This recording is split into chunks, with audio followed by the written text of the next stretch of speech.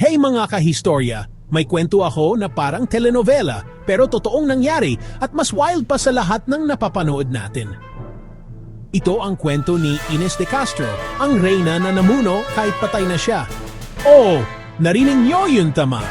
Queen after death. Si Ines, isang Galician noblewoman, nagsimula lang bilang lady-in-waiting sa Portuguese court. Doon niya nakilala si Prince Pedro. Na teka, kasal pa kay Constanza Manuel. Pero in love si Pedro kay Ines. At syempre, chismis at scandal ang resulta.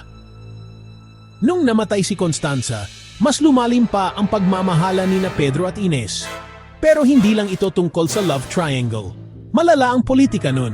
Takot si King Afonso IV, tatay ni Pedro, na baka madala ang Portugal sa gulo dahil sa pamilya ni Ines na involved sa Castilian power struggles. Kaya noong January 1355, nagdesisyon si King Afonso. Pinapatay niya si Ines. Grab! Diba? May sabi pa ang mga chronicler na nangyari ito sa Santa Clara sa harap pa ng mga anak nila. Hindi lahat ng detalye sure, pero ang totoo pinatay siya in the name of state security. Hindi ito tinanggap ni Pedro. Nang naging hari siya noong 1857, gumanti talaga siya. Walang awa.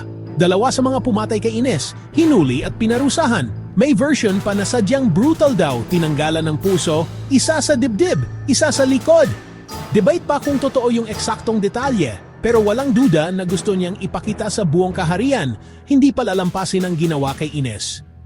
Tapos, ito na yung legendary part, sabi ng alamat, pinahukay ni Pedro ang bangkay ni Ines, binihisan ng royal robes, pinaupo sa trono, at pinapila ang mga noble para mag-swear ng loyalty sa kanya.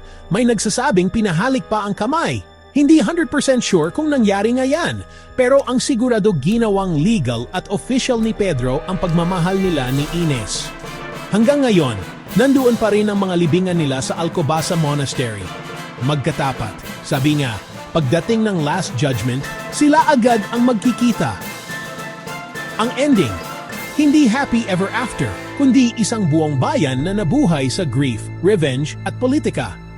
Medieval power, mga kaibigan, pero sobrang human at sobrang nakakatakot. Salamat sa pakikinig at abangan ang susunod na kwentong panghistorya.